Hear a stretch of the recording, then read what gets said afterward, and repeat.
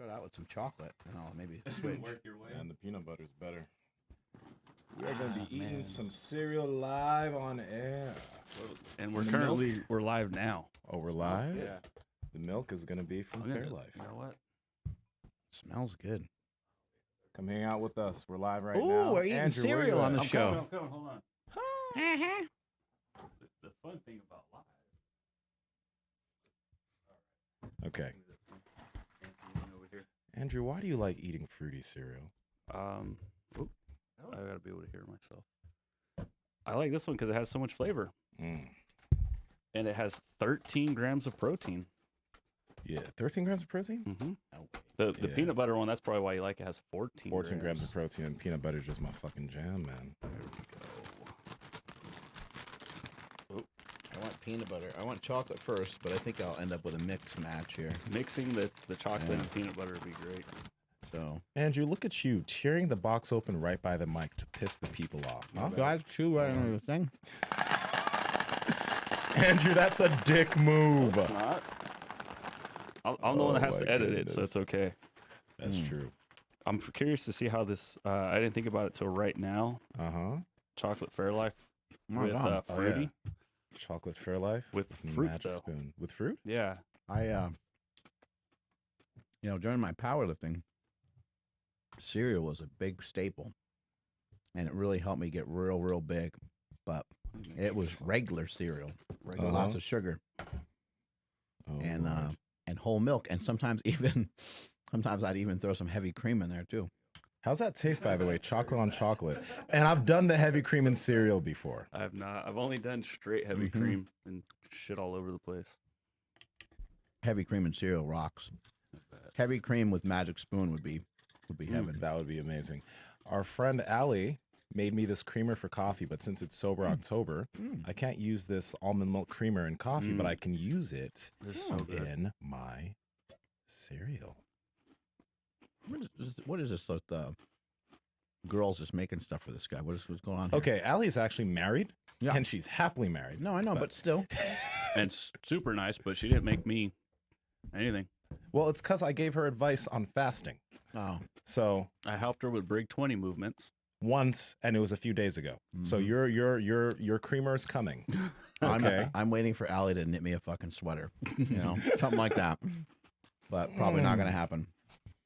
She's so nice. She was so good with Aurelius. This is so good. This is so okay. So guys, this is Magic Spoon. Andrew, let me just give you guys the calories on this real quick. There It's you go. 14 grams of protein, 4 net carbs, 0 grams of sugar. So it goes right in line with what we're doing for Sober October. Let me try some of this peanut butter in my chocolate. Oh my God.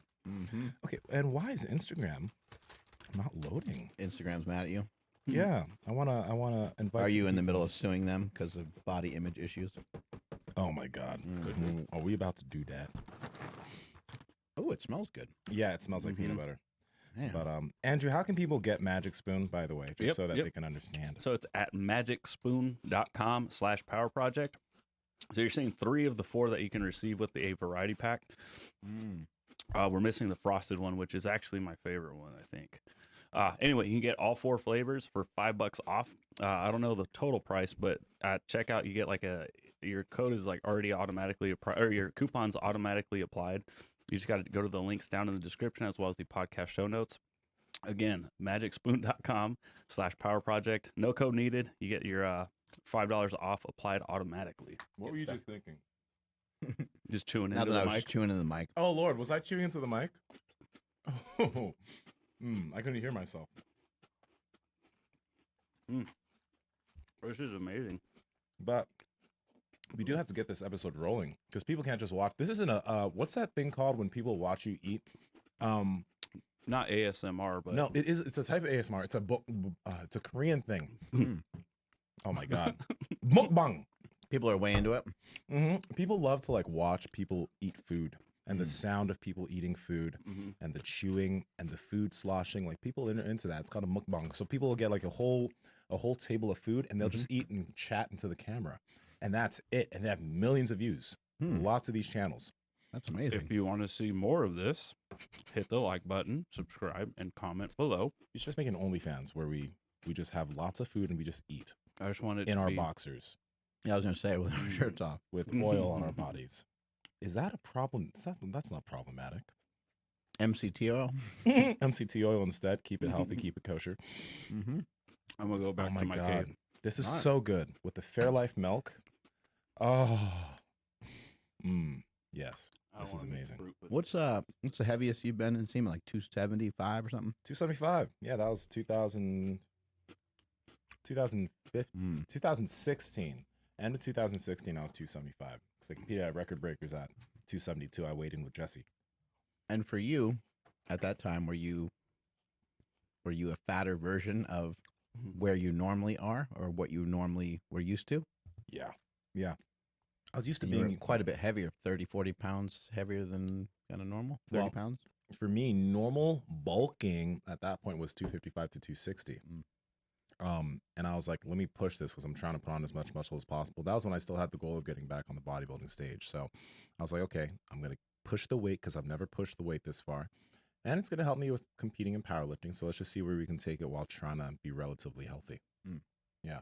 Yeah, and in accordance to like your height and stuff, it just doesn't make sense for you to be lighter. I think that's a big factor for people to think about when they're trying to think about how do I get as strong as possible. You're going to want to find like a fighting weight. Like, what's your best weight going to be? How can you, best represent yourself on the platform?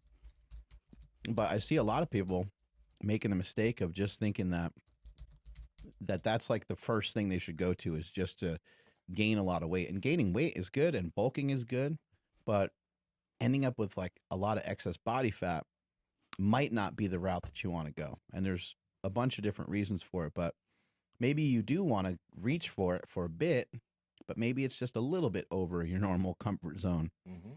I've seen people over time toggle back and forth between weight classes and then ultimately end up kind of just ending up in some bad habits with their eating, and they end up being a lot fatter than they'd like. And on top of that, they're not quite as strong as they probably should be for that particular weight class. So while it is the fastest way, there's not a faster way to get stronger, in my opinion, than to lift and to gain body weight. You will get stronger. But I don't think it's the first place that people should look. I think that people should be trying different programs and trying, some different things. Try to gain your leverage through gaining muscle, through gaining, getting hypertrophy. Just having bigger lats is going to make your bench press easier. Having bigger biceps is going to also make your bench press easier. Having a bigger back and bigger traps and stuff is going to make your squats easier. So you want to try to think about it from that perspective and not just from a gaining body fat perspective. It begs the question for you. Obviously, you got up to 330 and you moved some weight when you were 330. You also had quite a bit of body fat on you at that point. If you look back on it, what do you think would have been the strongest for competing in powerlifting, but also like the healthiest weight to be, where you think you could have maybe still aimed for those numbers in a better way? What weight would that have been? Somewhere between 275 and maybe on the high end 290. Okay. I didn't ever need to be any heavier than that. Okay. I didn't notice any benefit in strength. My biggest bench was done in the 275 weight class. Really? Yeah, when I did my squat, I think I weighed 300 even, something like that, rather than I weighed 330. And so I didn't get, and also too, like when you're talking about starting to push that far and start to be, just really for anybody to be over 300 pounds, other than some exceptions of maybe a couple athletes that are really tall. Once you start getting into that category, it's very unhealthy. So every 10 pounds is even unhealthier. Yeah.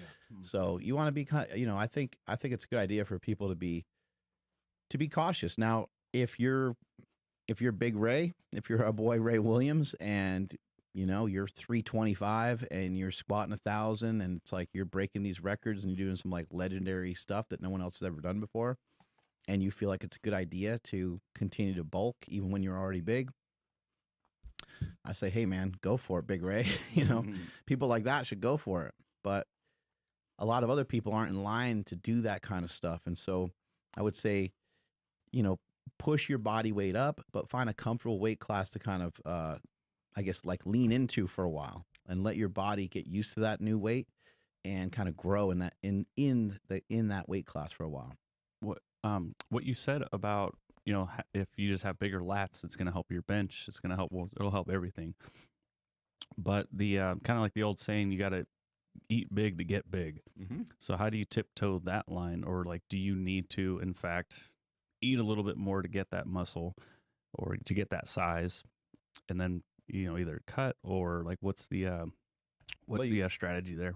Well, you can't make something out of nothing, right? So you're gonna have to eat more. You're gonna have to either be like in a something that would be really close to maintenance calories, or a positive energy balance of some sort. You might have to be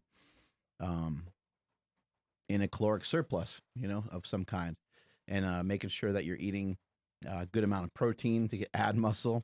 And Nsima's drinking his the leftover milk. That's always the best part of cereal, is the leftover milk at the end.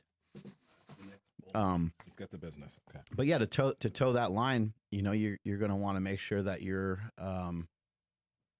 in order to get bigger, you do have to eat more food. I mean, you have to have. If you're trying to get stronger, it doesn't really make a lot of sense to be in a caloric deficit, and that's probably another topic for another day. But that's also something that I see people do often. I'm not saying that you can't get stronger and be in a caloric deficit, because we've seen all kinds of different things, and you can do things for short periods of time. People can find ways around stuff like that, but for the most part, the bench press is going to be easier. The squat's going to be easier. The deadlift's going to be easier. All these exercises will be easier when you're bigger to a certain extent. And so a way to get bigger is to eat more food. Absolutely. But then that's the thing, though. It's like, how much more food do you need to eat? That's the thing. You see a lot of people, not everyone is Ray Williams. Not everyone is going for records. Some people are doing powerlifting and they're competing because they enjoy the sport of powerlifting. They enjoy competing. Maybe they have some personal goals for themselves. But we need to outline, okay, the personal goal of hitting this total, right? What do we need to give for that? Do we need to put on 20 extra pounds of body fat to be able to get to that goal? Or could we take a little bit longer, right? Not put on all the excess body fat, not get to actually looking and feeling and being unhealthy. And can we get there in a healthy way? That's why I asked you, what do you think would have been the healthiest weight, but also allowed you to move the most weight to?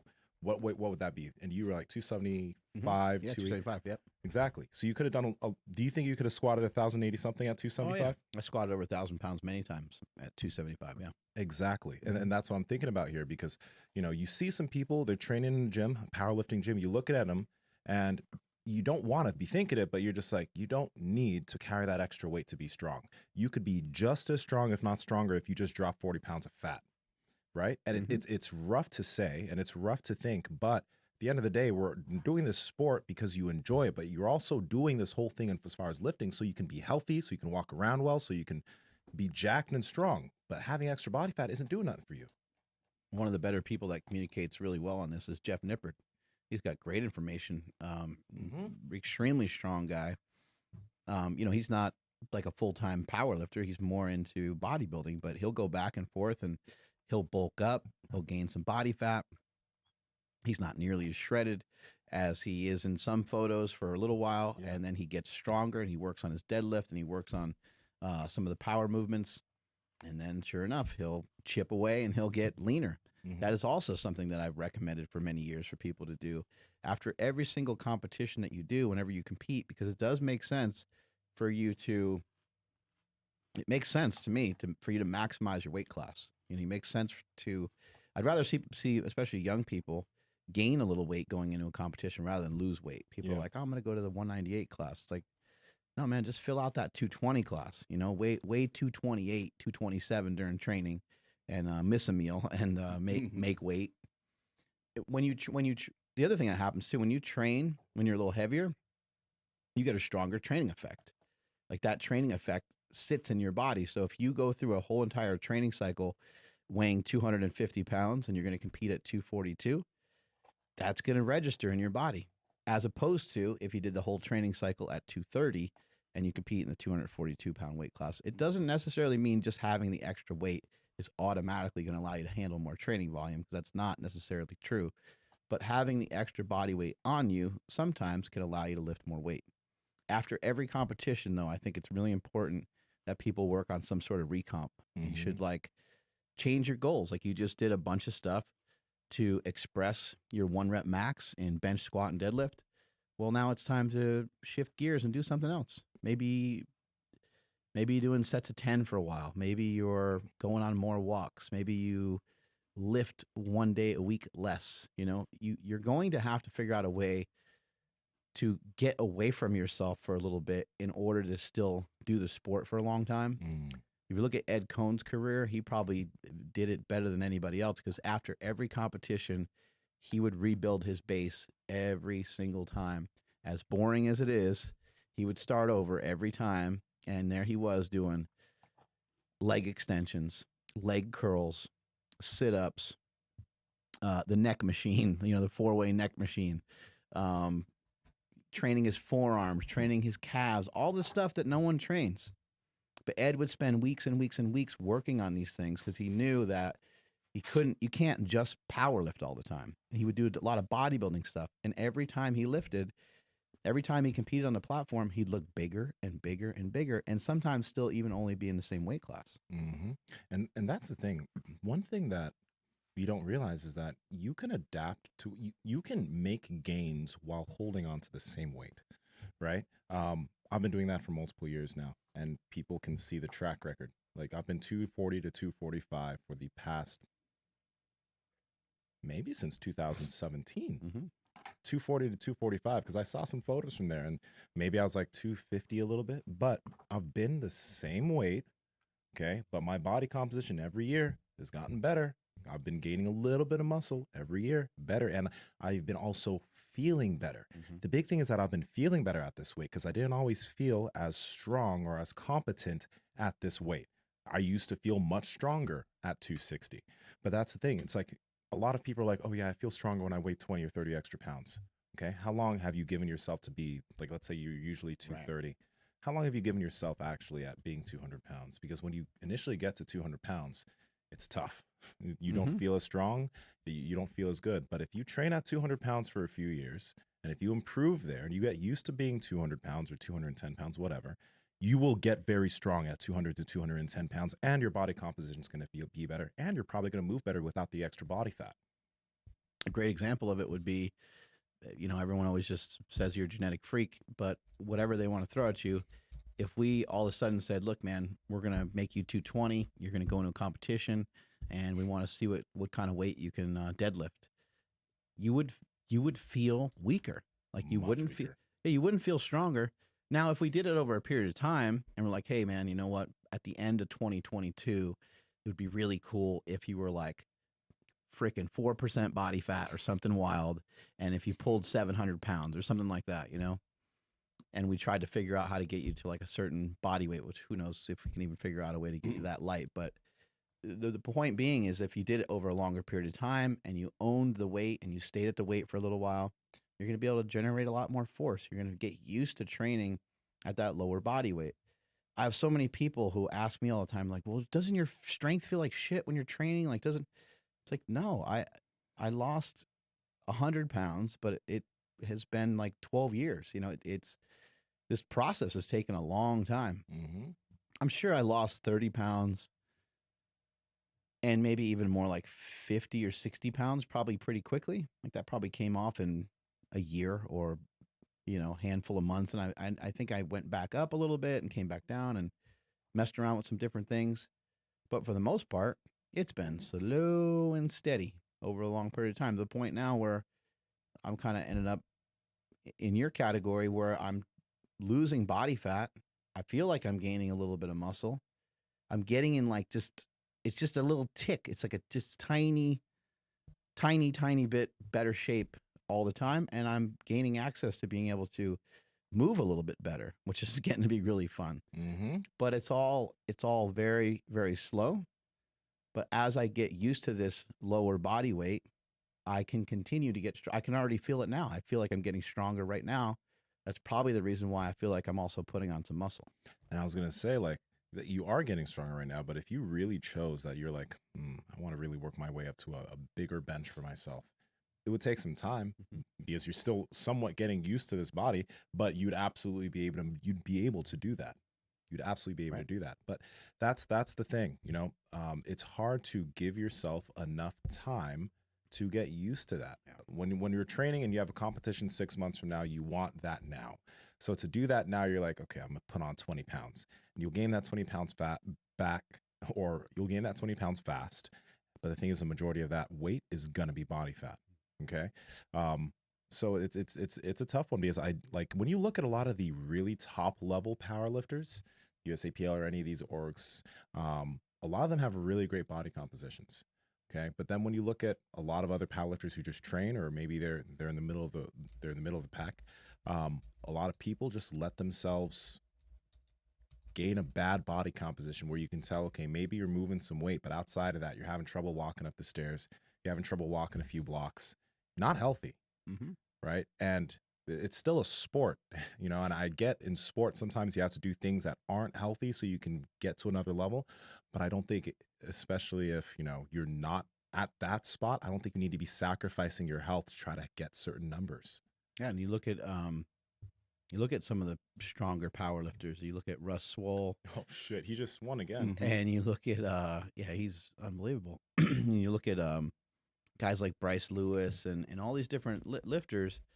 You know, people come in different shapes and sizes, but in my opinion, like those two guys I just mentioned, I mean, Bryce used to do some bodybuilding, but he doesn't look like Russ Swole, right?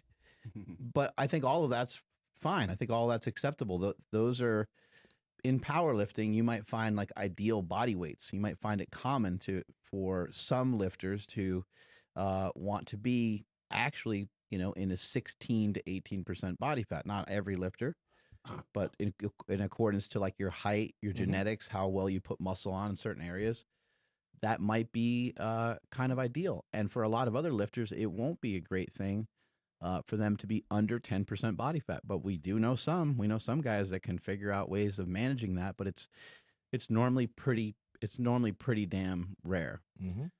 I think like if you were just to try to throw a number out there, it would probably be a good idea to work towards not being over 20% body fat as a powerlifter. Like that was just a good rule of thumb. If you are currently over 20% body fat, I think if you work over a period of time, you work on it slowly but surely, you'll find yourself 16 to 18% body fat and stronger than ever. It's like, why wouldn't you want that for yourself? I think that's a reasonable goal, you know. Better work capacity too, most likely. Yeah. Because like your work heart's working capacity better. get way better. I've done that in my powerlifting career a couple times. I remember getting body fat tests done when I was real big, going, holy crap. What was the peak? You know, I don't really remember, but I want to say it was like 19 or 20, you know, at some point. But I also remember being like 275 and 265, 275 and being like 10 or 12% body fat, you know, having it be like pretty ridiculous for little periods of time. I couldn't hold on to that weight, but that gives you another example of what we're talking about here today, where because you're not used to it, it's harder to hold on to. It's harder to like gain anything. It's hard to hang out there. So for me, I might get in shape for like a photo shoot or something like that I did back in the day. And then that would be that, you know, then I would, you know, gain a bunch of weight back and I would get ready for another powerlifting meet. Then I would recomp and I'd start over again. But every time you're at these new body weights, every time you like lose weight, you're going to feel a little bit weaker. But once you stay there for a bit, you'll get used to it. You know, and you'll get stronger again. From meet to meet, powerlifting meet to powerlifting meet. Goodness, Nsima. You know that? Have you ever heard that sound? Meet to meet. There's this song. No. It's like, fuck that whole meet to meet. Meet to meet. There's a song that goes like that. So when you said that, I was like, okay. Are you trying to say it? Okay, no, that's fine. I like that. We have to find it. I probably would have never even known it existed. That meet to meet sound. Yeah. Meet to meet. Would you finish one meet and then have your eyes on another one, and then would you decide right then and there what like weight class you were gonna like aim towards, or would you just train and then by the time you got a little bit closer, be like, all right, I'm gonna end up in this one? I would usually, train for a competition, and as I was training for a competition, I would usually get bigger, going into the competition. But I found that like that had a limit too. You can't just.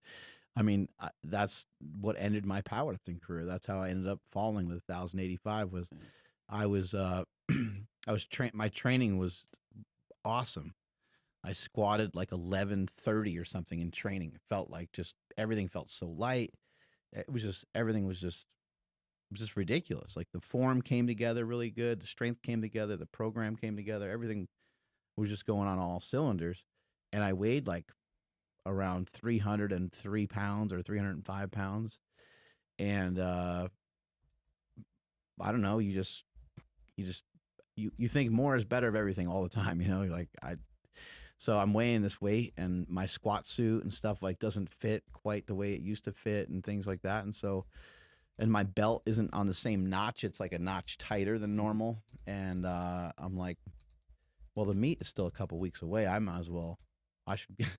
should gain weight. But the weight that you gain in that short period of time like that, it's not a good idea. And it just throws everything off. You don't even know, like I didn't train that way. So looking back on it, it didn't make any sense. Anyway, fast forward to the competition, and I probably weighed on like game day, being, all very hydrated and everything, probably weighed like 325 or something, or 320. So I packed that weight on when I was already huge. And then as I'm warming up for my squats, I'm like, oh my God, I'm thinking my leg is like, and the leg is getting pretty numb. I'm like, I think it's like fucking falling asleep, Whoa. And my opener was pretty hefty. My opener was like 1,030 or something like that, or 1,020. And I was like, well, even if my leg is asleep, I can smoke that weight. So I'll go out there and do that. So I did that.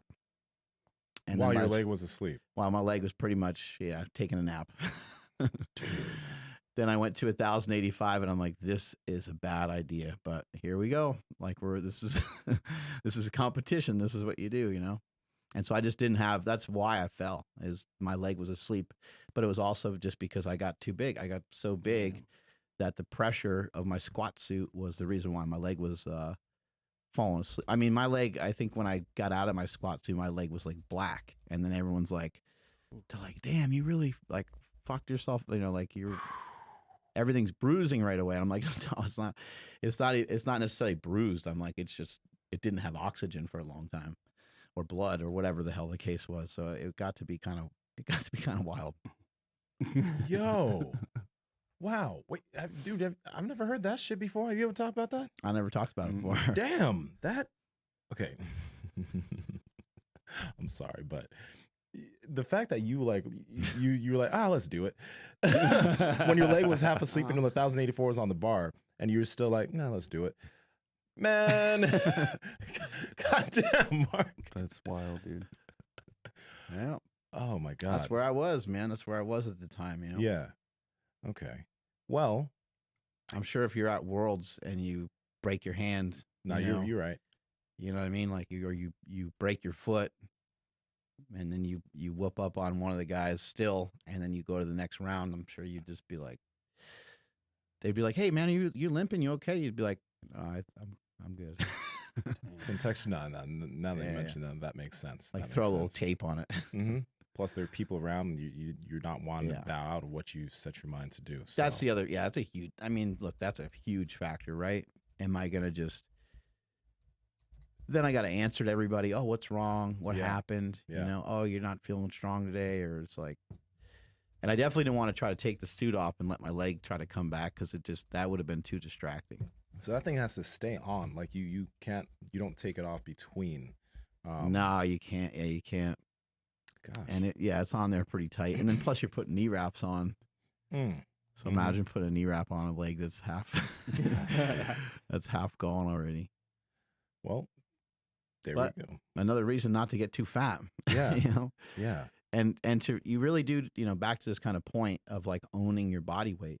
We've seen it happen so many times in the gym And we've also seen it happen with athletes getting leaner.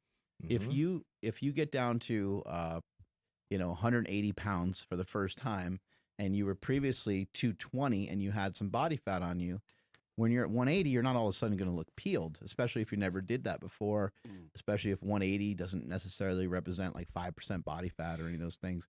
But even if 180 pounds did represent a very low body fat percentage, I would actually say that even without being able to like really truly measure it, I would say that someone that could stay at 180 for like a year, you're going to see that person lose fat in areas that they previously complained about. They're like, oh man, this is a stubborn spot. I can't lose any weight off of here.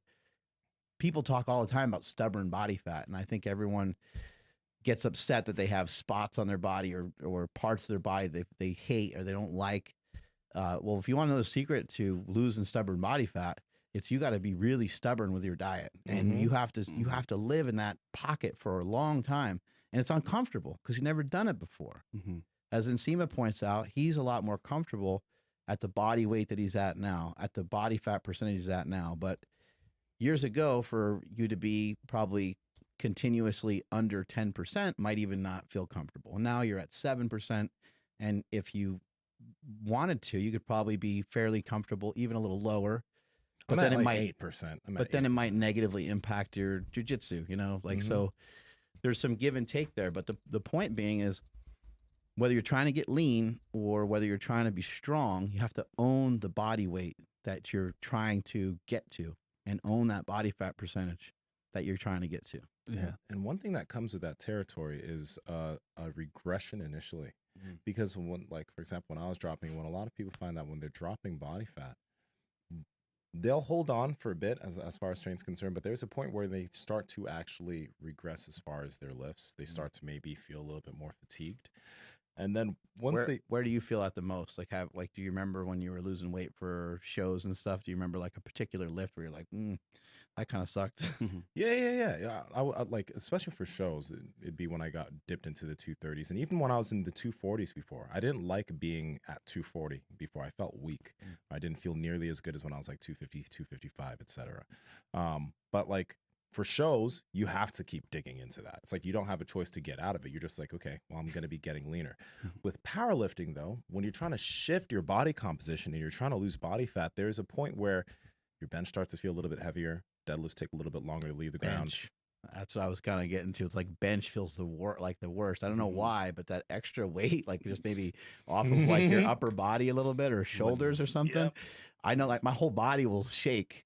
Or trying to grab dumbbells. You grab 100-pound dumbbells. Now all of a sudden you feel every ounce of those things. Whereas when you're bigger, you're just like, you just grab the hundreds and it's nothing. You throw them around. But as soon as you start to lose weight, you start to like shake and stuff. It's horrible. Absolutely. So there is going to be a regression there. But if you don't just run away from it and you stay there, and you have to stay there for a while, you will start to feel better and progress there. But most people aren't willing to stay within that place where they are currently a little bit weaker than they were when they were 20 pounds heavier, and progress with that new healthier body composition.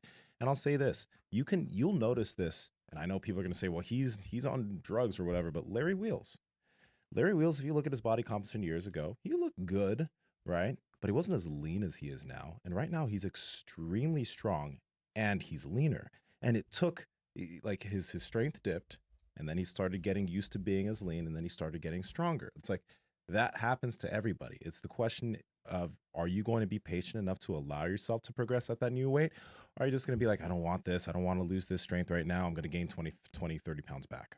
That's a great example, Larry Wheels, because I think that he's probably, I don't want to speak for him necessarily on this topic, but he's probably been on for like a decade. He's probably been on for 8 or 10 years or so. He's been on for a while. So there hasn't been any other changes. And I don't even think the guy really cares about like trying to get like leaner. I'm sure he's got good discipline with his diet and stuff, but I don't think he's like outwardly like trying to get leaner. He also isn't really outwardly, he's just such a mutant. He's not even outwardly trying to get stronger. He just kind of does these like strength things. I saw him like bending a bar over his head the other day, and his people were like, his bicep has a bicep. And he's had all these kind of injuries, but he's been able to kind of plow through all these different things. And I think that when you look at an individual like that, it is easy for people to be like, oh man, that guy's on the juice. And that's what they always want to point out. Yeah. But still, how has he made all the progress? You don't just take more and more stuff. Like that trick only works for so long. He continues to make progress, and it's been over a long period of time. And he's already, I mean, he's probably now that I think about it, he's probably the greatest strength athlete ever. Period. I mean, I've never seen anything like it before. Mm-hmm. He's he's the freak of all freaks. So anyway, if you hang in there and you stay at these body weights, you're going to continue to look better and you're going to continue to get stronger.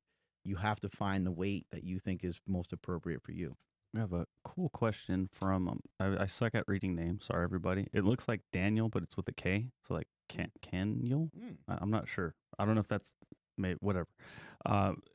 Caniel asks, if I bulk and reach a set point weight too quickly and get fat, will I have wasted potential gains, or will I recomp at that higher body fat just as effective as like a process, right? So he's saying instead of doing it slowly and kind of gaining the whole way, doing it right away and then staying there. Do you guys think there's any benefit to doing that? I personally don't see the reason. I don't see the reason to. So the only, this is what's going through somebody's head when they do that. Let's say they're 180. I want to be 200. They rush towards 200. It's a lot of body fat. Now they're like, I'm 200. I'm going to hold on to this. You can eat at maintenance, maybe increase performance, and you can recomp, but you're for a long period of time, you're probably going to be unhappy with the amount of body fat that you've put on.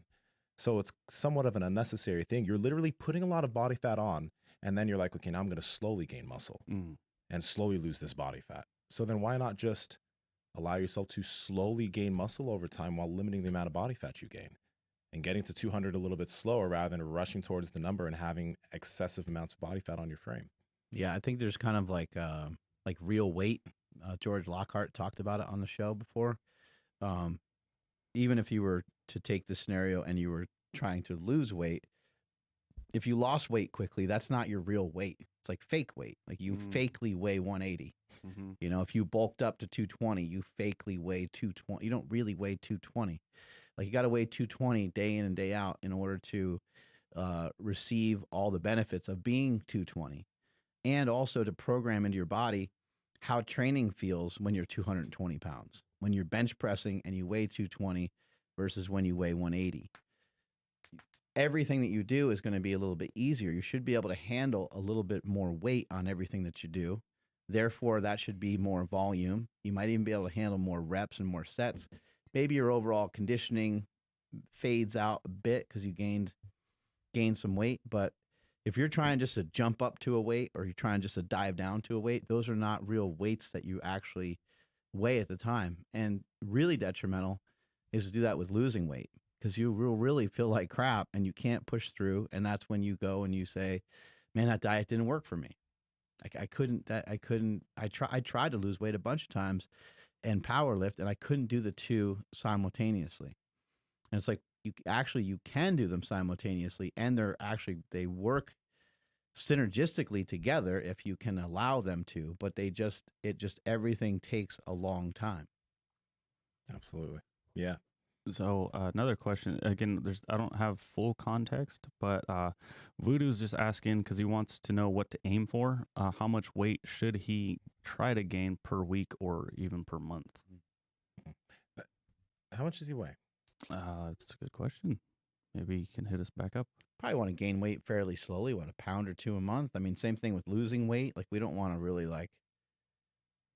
it depends on your age and stuff. If you're 15 and you've never eaten like a bodybuilder or trained like a bodybuilder or a power lifter, then you're going to be able to slap weight on like there's no tomorrow. But in most cases, I think we're just talking about a couple pounds. Yeah, that's 1 to 2% a month in terms of your body weight. So yeah, like most people, you don't want to be gaining. For most people, like you're 180 pounds, I honestly would say don't gain more than 2 pounds a month. And if it's more than 2 pounds a month and you're not a new lifter, that's the thing. If you're new to lifting, you can manage that. You can manage 3 or 4 pounds for multiple months. But if you're not new, not more than really a pound or two, right? Yeah. 160 pounds. Yeah. So like, yeah, you want to be on the shy end of 2 pounds, like maybe a pound and a half a month. or maybe even a pound. And also, too, if he's never really tried to gain weight, he might notice that he gains 4 or 5 pounds in the first couple weeks, But so he might get a little surge because maybe he was under eating before and not paying attention to what he was doing. But I agreed 100%, just a couple pounds a month. And one thing to think about too, if you're not a new lifter, homie, like if you've been doing this for a while and you're 160, think about this. A year from now, you're 173 or 174, or maybe even 175. Think about that, right? And that would be good weight. But if you were 190, that you'd probably have a good amount of body fat on your frame. Okay, so in a year, if you're able to do that, that's very impressive. It just doesn't look that exciting from month to month. But after the year is done, you're like, oh shit, you look different. You're stronger. You're probably not crazy body fat. Maybe you have the same body fat that you did when you started. That's very possible. So yeah, I'm just happy that he asked this question because he's pretty young. He's 20 years old. Claims that he's skinny. I've been there too, man. And that he's eating 3,500 calories a day. So I would say maybe some of those food choices could probably get cleaned up, and then maybe that will help with like bulking up and getting a little bit bigger. But that's great because like we can set this guy up for the future, like really, really properly. And if you're eating 3,500 calories a day and you're not gaining anything right now, that's number one. It's interesting. You might have a fast metabolism, but number two, maybe I don't know how much cardio you're doing. Some people they're actually doing a lot of work. They're doing a lot of lifting, and they're doing running, and they're doing this and that. But I would say that make sure that take walks, do things like that. But have a majority of your expenditure come from what you're doing in the gym. Take walks outside of it, and aim for about 1.5 pounds to maybe 2 pounds a month. Not much more than that. Sometimes you don't even necessarily need to lose or gain weight either. I mean, back to what we were talking about, where you'll continue to get in better shape, and you can like oddly recomp pretty well at a similar body weight for a long time. So in the case of someone that weighs 160 who feels they look skinny, I can reference many people that weigh 160 pounds that look jacked. Chris Elkins is one of those dudes. There's people that look yoked. Yeah. So, I mean, unless you're 6'3", then it's going to be tough, But if you're 5'7" or something like that, or 5'6", it's probably not a huge deal to figure out ways of looking jacked at that body weight. So I think those are all things to consider. You can go the route where you're like legitimately trying to bulk, but for this guy in particular, if he's already consuming a good amount of calories and he's not really gaining weight, wouldn't really sweat it too much. Don't really worry about it, because ultimately I think a lot of people, maybe with the exception of some powerlifters that are like just really going for it here and there, I think almost everybody really cares about the look. They want to like just look bigger or look leaner. That one is direction or the other. Yeah, that is the idea of owning your weight. For example, the guy that I was mentioning, what if I just go up to 200 and recomp there? We talked about like gaining a little bit of weight and then holding that weight for maybe 3 months. So maybe you go from 160 and then you get to 165. And then you hold 165 for 2 or 3 months, right? You could do that, and then you could slowly gain again and then hold and get better body composition at that weight. So it's just something to think about. There's quite a few ways of recomping and doing that well, but like Mark said, you don't always have to actually put weight on the scale. Yeah, Sure. Go for it. I'll take a PED question. Okay. All right. So Greedy Rick. Oh, greedy guy. Is there any benefit? I guess I won't say the names. Wait, pause real quick. Before you ask this question, did we have the disclaimer before the video? No, we did not. Okay, that's something to think about with this, because this is about to be advice on something like that. So you're not a doctor. Mark, No, I'm not a doctor. Nope. nobody should take any of this advice. No one's taking any advice from me. This is or listen to anything I say. This is entertainment. Everything is false that you're about to hear. Don't be an idiot. This is just entertainment. Entertainment. Everything I'm about to say is going to be totally false, as always. Yeah.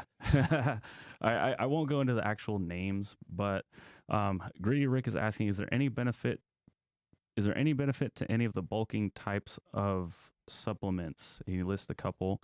For adding extra muscle, it gives lots of wetness, but does it actually benefit gaining mass as opposed to a dry anabolic?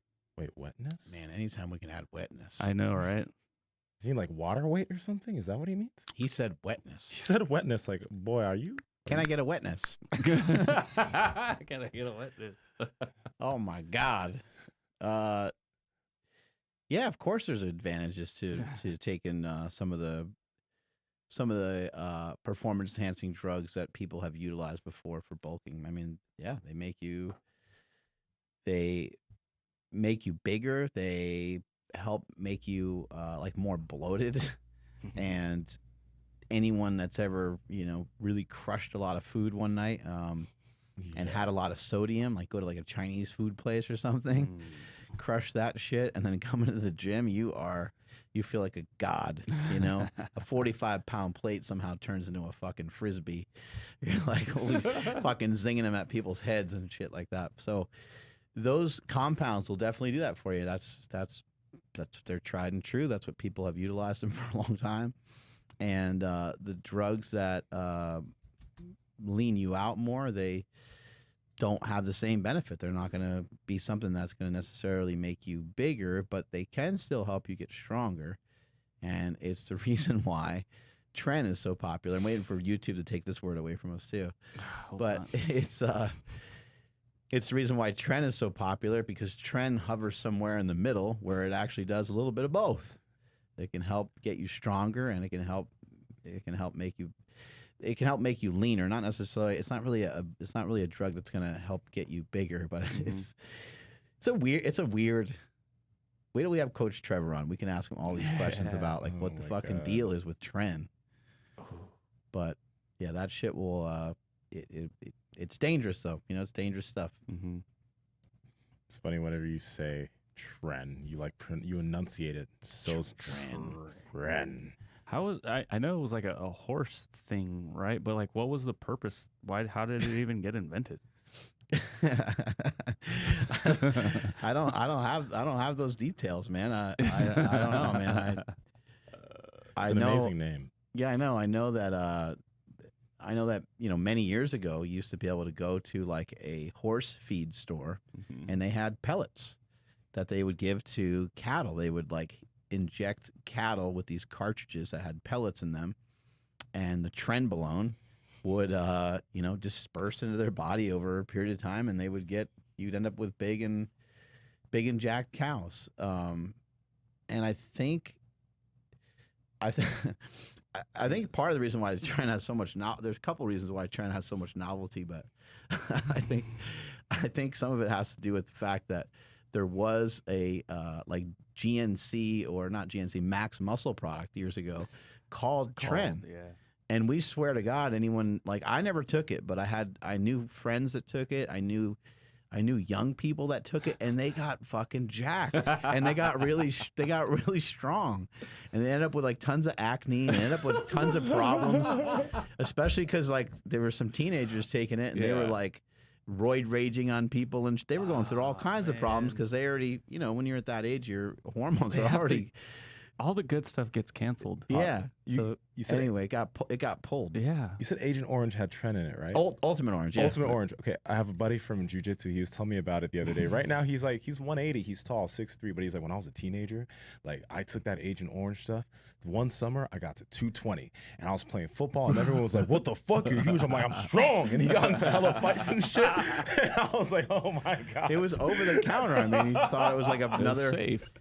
You just thought it was another pro hormone. He said they sold that Max Muscle. Yeah. It was great. Yeah, Max Muscle. Even the way you just said pro hormone, like if that doesn't do anything, they don't do much. I know, but they do hurt your they'll mess you up. Oh, God. They'll do the wrong thing very well. Well, pro hormone will like increase your testosterone levels, but it didn't really seem to yield much other like androstenedione and all that stuff that Maguire and Jose Canseco.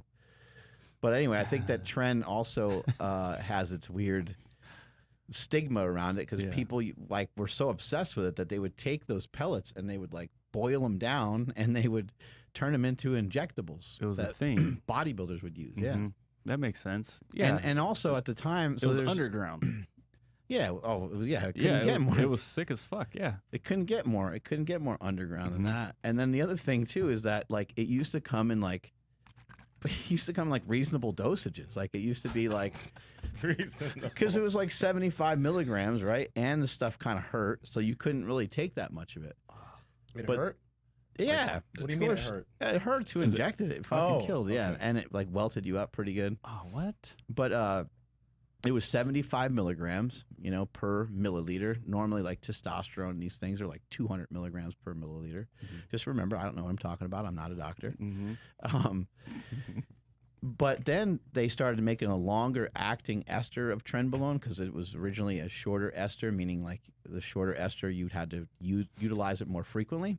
So it's very normal for people to use like 100 milligrams of tren a week, maybe on the high end, 100, 150. That would be like, but then they started making tren in like 150 and 200 milligram per milliliter dosages. And then people started taking that like every other day. And then they started taking 600, 400 to 600 milligrams of that stuff. You got to keep in mind, this stuff is really, really powerful. It's like really, really potent. I'm trying to think of like something I can compare it to for like normal people, but In comparison to testosterone. there's not. It It's not doesn't even compare close. to testosterone. No, it's on a different planet than testosterone. Holy shit. It's on its own. It's on its own trenbolone sandwich planet. You know how like people talk about red line? It's like that. Yeah. It's like that. People are like, oh yeah, I love Monster and I love energy drinks and I love pre-workout, man. I'm hardcore. I do 2-3 scoops. And you're like, you ever try red line? They're like, No. fuck that. I ain't trying to die. Trends like that. Holy shit. Well, sick. Thanks for the history lesson there. We have another cool question, and Nsima, I think you can tackle this one for sure. From T-Shep 803. Been lifting seriously for about 5 years. Went from 200 pounds to 220, and now he's stuck. Consumption of calories is tough now. So I believe you've kind of helped people in the past where like they've been like running into a brick wall, eating as much as they can, and they're not gaining. And then when you mention something like, what if you took a break? What would happen? And they're like, no, I can't do that because I'm going to lose I everything. think you kind of just answered the question for me. My bad. That's a good thing. Okay. I'm so happy you did. No, keep going. Like, No, yeah, well, I mean, because like right now, what this is the part where I butcher, but like his insulin's probably way high, right? Yeah, well, maybe. I'm not even getting into anything like that. Okay, It's the like, sensitivity. There you go. That's what I meant to say. no, but not even getting to any of that. You're 220 pounds. You've been lifting for 5 years. At this point, it's funny. I was talking to Hannah Eden about this yesterday. Stop focusing on the weight on the scale and just focus on increasing your performance in the gym. Keep eating the same amount of food you're eating, but don't rush any more weight on the scale. I'm also curious how tall this dude is. But yeah, you shouldn't necessarily keep pushing the scale forward, especially if your body weight isn't just going up. Own that weight for a while, because, dude, I mean, I've been the same weight for 4 or 5 years. I was heavier, but at the same time, I've been the same weight, and my body is totally different and totally better than years ago. I guarantee that if you just focus on increasing your performance in the gym, moving more training volume, getting stronger, number one, the weight will slowly start to move. And if it moves slowly, that's a good thing, right? The weight will slowly start to move. You'll become more dense, etc. But if you really try to keep pushing that weight, it's not going to reap you any other benefits than just maybe forcefully putting on body fat. That's what I would do. Most people that have been training for 7, 8, 9, 10 years, like you can slowly see gains on the scale, but if you just work on increasing your performance and holding the weight or slowly gaining the weight, you're going to end up with a much better body. It's not newbie gains anymore. Things aren't going to happen as fast as you did at the beginning. You're not going to be gaining 4 or 5 pounds a month, right? And that's the same thing for me. My body's continuing to make improvements, but it's literally a pound a year. It's a pound. Like from my last DEXA scan 1 year to this DEXA scan, I've gained 1.2 pounds. And that's solid, right? But the body has also changed in a very substantial, in a very beneficial way. So that would be my advice. Stop pushing the weight. Stop focusing on the weight. Focus on the performance. Improve things in the gym, and you're going to be smooth. Moral of the story, to kind of wrap this entire show up, is, take your time. If we're specifically talking about weight gain and you really want to gain some weight, take your time gaining weight. As we pointed out, 1 or 2 pounds a month is probably a good place to start. Obviously, if you're younger or newer, like you might gain 10 pounds in the first month just because like you've never done any of these things before. It might all be new. But for the most part, take your time to gain the weight. Should take you like a year to gain 10 to 15 pounds. And if you've been lifting for a long time, it might take you even longer than that, unfortunately. But for every like 10 pounds that you go up, if you're, if you're a guy, and maybe for every 5 pounds you go up as a female, spend some time there. Hang out there for a little bit. Try some new programming. See how it works. See how your body feels at that weight. And then you can worry about gaining. But like there's not a lot of great reasons to just put on a lot of body fat. To put on some body fat in an effort to bulk and to get stronger, of course, we are fans of that. Like that's probably what you should do, especially if you're young and you're trying to get into powerlifting. I don't see any problems with that. As we mentioned earlier, if you're a guy, maybe around a 16% body fat, if you can hold on to like a bicep vein here and there during a training session, and you're working towards lifting some big ass weights, that's pretty damn impressive. So I think that's pretty much it. Andrew, want to take us on out of here? Yeah, and then just real quick, that guy T Shep is 6'1", so 6'1", 220. What? Jesus, Bruh. I know. I'm like, I don't think you How can I get more weight? I'm gonna get bigger. It's like, fuck, dude. Like, you're a monster. Like, you just keep And that's lifting. 5 years. That's God damn. I God didn't think damn. about That's that. 5 years.